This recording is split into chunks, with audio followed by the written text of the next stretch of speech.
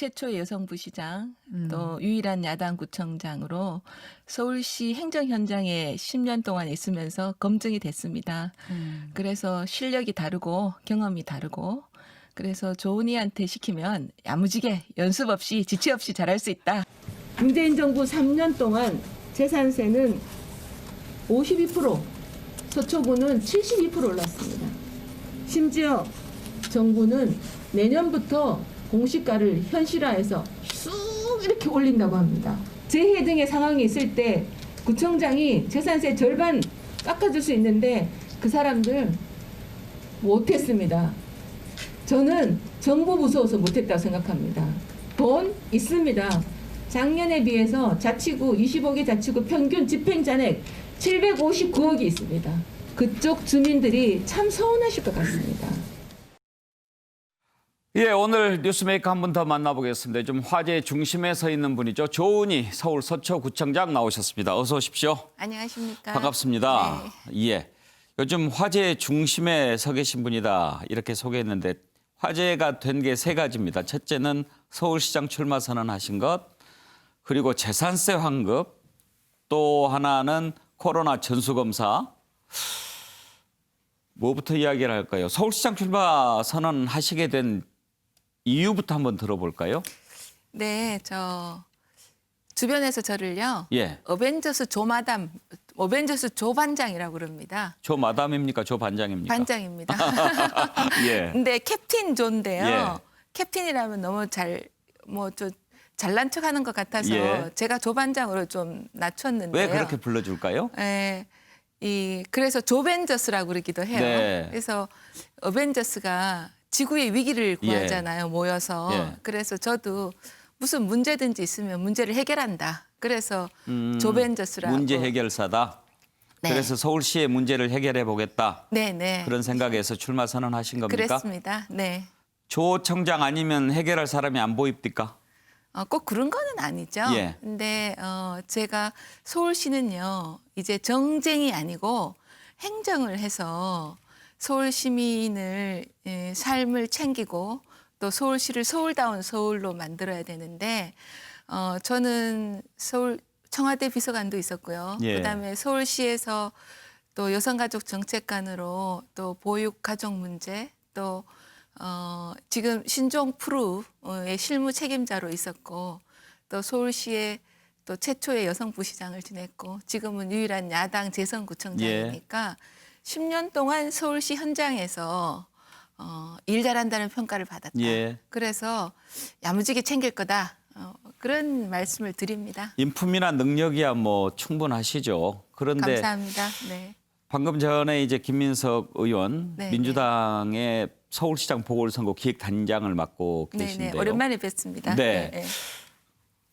이번 서울시장 선거가 어떤 사람이 돼야 된다고 생각하느냐. 그러니까 말하자면 시대정신 같은 걸 물어봤더니 시격을 높일 수 있는 사람, 그리고 국제 그야말로 세계의 선도 도시가 될 수 있는 그런 비전을 갖고 있는 사람, 이런 사람이 나올 때다. 그런 얘기를 하던데요. 우리 조은희 청장께서는 서울시가 어떤 시가 돼야 된다. 그렇게 생각하시는지요? 지금 그 말씀 맞고요. 예. 지난 10년 동안 민주당 시장님이 10년 동안 계셨잖아요. 저는 무능했다고 생각합니다. 그리고 좀 심하게 말씀드리면 인구 한 20만 도시에 아니 시장이셨으면 참 잘하셨을 것 같다. 왜냐하면 도시 재생한다면서 이게 주민들은 새 집을 원하는데 헌집에 벽화를 칠하고 이런 걸 하다 보니까 서울시의 발전이 정체되고 서울 시민의 삶이 굉장히 고통스러워졌습니다. 부동산 문제, 주택 문제죠. 그다음에 세금 문제, 그런 여러 가지 문제. 또 서울시가 서울시다워야 되는데 아까 시격이라고 얘기를 하셨는데요. 서울시가 아주 국제적인 도시로 경쟁력이 있어야 되는데 그동안 너무 정체됐다. 예. 이런 말씀을 드리고 싶습니다. 예. 그래서 이제는 정권도 교대로 좀 해야 되고 서울시 10년 패러다임 바꿔야 된다. 그리고 정부가 서울시가 모든 것을 다 할 수 있다. 그래서 서울시가 시키는 대로 해라.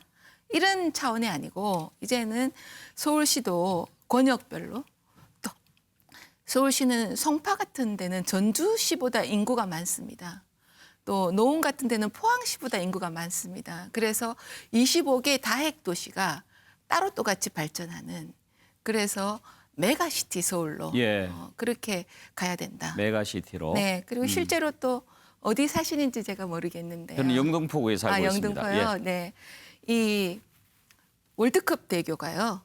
10년째 공사를 하고 있고요. 또 중랑구에 보면 동북안선도로가 10년째 공사를 하고 있습니다. 그리고 은평구에 가면요. 은평 뉴타운, 또 서대문구에 가재울 뉴타운. 뉴타운이 있는데 교통은 지옥이에요. 그래서 이렇게 이런 것을 서울을 챙기면서 예. 서울의 큰 그림을 그려야 된다. 큰 그림. 예. 예, 그 정도 하죠. 또 준비하신 게 너무 많기 때문에 다 들을 수는 없을 것 같고. 자, 그런데 지금 또 하나 이제 서울시장이 되시겠다는 생각을 갖고 계시는 네. 구청장이시잖아요. 그렇죠. 그런데 이번에 재산세 환급하는 것 가지고 서울시하고 입장이 안 맞았지요. 저는 서울시가 예. 왜 그러는지 이해를 못 하겠어요. 그 전에 먼저 좀 네. 궁금해하시는 시청자들이 네, 계시니까 네. 정리를 한번 해보죠. 네. 이번에 재산세 환급은 기준을 어떻게 정하신 겁니까? 지금 1주택, 예. 1가구의 예. 1개 주택에서 공시가 9억 이하에 예. 50%를 감경하는 겁니다. 예. 그러니까 그런데 지방세법 예. 111조 3항에 있습니다. 1가구 1주택을 갖고 있는 사람에 대한 재산세 이번에 다 나왔는데 네, 네. 그것을 50%를 네. 감면해 주자. 감경해서 예. 이미 재산세 내신 네. 분들이 많고 어떤 분은 또 연체하시겠죠. 예. 그래서 그 신청을 받아서 환급을 하겠다는 겁니다. 그러면은 이번에 재산세 낸 사람들은 얼마나 좋겠습니까? 얼마나 기다리셨겠습니까? 그런데 다른 구에 있는 사람들은 얼마나 부럽겠습니까? 그러니까 왜 서울시가 안 하고 예. 다른 서울시의 다른 구청장이 왜 안 하시는지 이해를 못 하겠어요. 근데 왜 서울시하고 다 이렇게 같이 하게끔 안 하셨어요? 제가 제안을 했습니다. 그런데 제안을 했는데 예. 2005년, 2006년에는 25개 구에서 20개 이상 구청장들께서 동의하셔서 예. 각자 구의 재정 역량대로 10%, 50% 했습니다. 그런 전례가 있는데 예. 3년 동안 하셨거든요. 근데 이번에는 저 혼자 야당이잖아요. 예. 여당 구청장님이 24분이 일제히 안 하시는 거예요. 그분들이 안 한 이유가 뭘까요? 저는 그분들이 나서서 했어야 된다고 생각합니다. 왜냐하면 9억 이하 1가구 1개 주택이 서초구에는 50%지만 예. 노원, 노도강이라 그러죠. 도봉, 강북에는 99%입니다. 은평구도 마찬가지고요. 예. 그런데 그런 분들이 돈이 없냐? 그렇지 않고요. 작년에 평균 집행 잔액이 759억 원이 남았습니다. 돈이 남아있거든요. 근데 그게 평균 64억인데 그거를 돌려주기 싫은 거죠. 왜요? 저도 잘 모르겠는데 짐작컨대 예. 예를 들면 일단 내 주머니에 들어온 거니까 돌려드리기 아깝다. 이럴 수도 있고 뭐 꼭 그럴까요? 안 그러면 예. 그게 지금 정부가 갖고 있으면 재산세, 종합부동산세, 예. 팔면 양도세, 예. 또 다른 걸 사면 취득세잖아요. 세금 폭탄이죠. 거기에서 그 징벌적 과세 정책에 대해서 내주면 혹시 정부가 대통령이 좀 싫어하실까 봐 눈치 보는 거 아니었나 뭐 이런 생각도 할 수 있습니다. 그런데 아무튼 이번에 지금 서울시에서는 안 된다라고 하면서 지금 법원에 가처분 신청을 했는데 그게 받아들여졌지요. 가처분 신청, 집행정지 신청. 예, 집행정지 신청이. 근데 보통 윤석열 검찰총장 사례에서 두 번의 사례도 보시듯이 집행정지 신청은요 1, 2주일 내에 결론을 냅니다. 네. 그런데 대법원은 2달 동안 하지 않았어요. 그런데 그러면 저희들 조례는 10월에 공포를 했기 때문에 환급 절차는 의무사항입니다. 대법원에서 집행정지를 할 것 같아서 기다렸는데 예. 안 하시더라고요. 그래서 저희들은 의무로서 환급 절차를 한다 해서 하자마자 오늘 오후에 예. 속보로 뜨더라고요. 예. 집행정지를 인용한다. 예. 그런데 이건 굉장히 이례적이에요. 그리고 그 주문과 이유를 보면요. 제가 구해서 봤습니다. 이유가 없어요. 이유 없는 이유예요. 그래서 그렇지만 법치 행정을 하는 입장에서 법과 원칙을 존중해야 되기 때문에 아쉬움이 참 많이 남지만 대부분의 결정을 수용하고 받아들여야죠. 뭐. 네. 예. 그리고 일단 환급 조치를 중단하겠습니다. 중단하고. 그리고 아직 신청만 받았지 환급이 된 사람은 없죠. 그럼요. 네. 예. 아직 신청은 1월 7일부터 받으니까요. 아직 신청 한 분도 아직은 없군요. 그래서 어떻게 생각하냐면 본안 소송이 집행정지와 본안 소송은 또 별개의 건이거든요. 본안 소송에 아주 이것이 서울 시민의 네. 재산권을 보호하고 서울 시민의 코로나19로 고통받는 서울 시민에게 조그만 위로가 되는 적법한 것이라는 것을 밝혀서 다시 돌려드리는 기쁜 소식을 드리도록 하겠습니다. 그런데 이제 세금 네. 문제 같은 경우에는 형평성의 문제도 있지 않겠습니까? 그렇기 때문에 서초구에 사는 분들은 쌍수를 들어서 환영할 일이겠지만 다른 구에 있는 분들은 부러워하고 또 불편해할 수도 있는 문제고 그런가 하면 지금 코로나 검사도 서초구만 전수검사 지금 하고 있지요.